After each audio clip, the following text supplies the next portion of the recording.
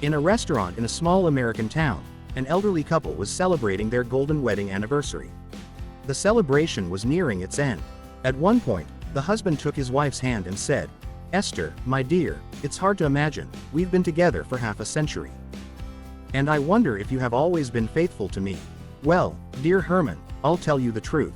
I've been unfaithful to you 3 times in the last 50 years. But mind you, there were good reasons for that."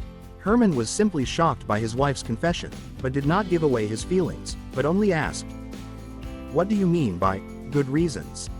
"Well, you remember when we were first married and had a house.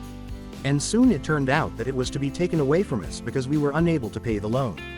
You may remember that I went to the banker, and the next morning we got a letter from the bank telling us that we had been given an extension." "Well," agreed Herman, "I forgive you that sin.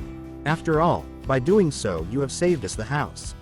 And the second time? Darling, remember, you had a heart attack and we didn't have the money to pay for the operation.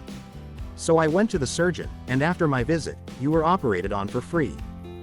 "Well," said Herman, "you saved my life. And I just have to forgive you in this treason." "Well, and what pushed you the third time?" "Well, don't you remember when you ran for mayor of our town? For mayor of this town, and you were just short of 73 votes. An old man in Louisiana owned a large farm for several years. He had a large pond.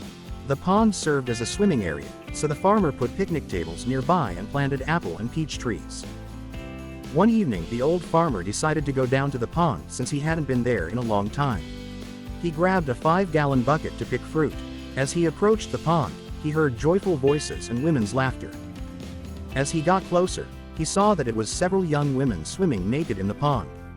They saw the old man and swam into the deep. One of the women shouted to him, "We won't come out until you leave."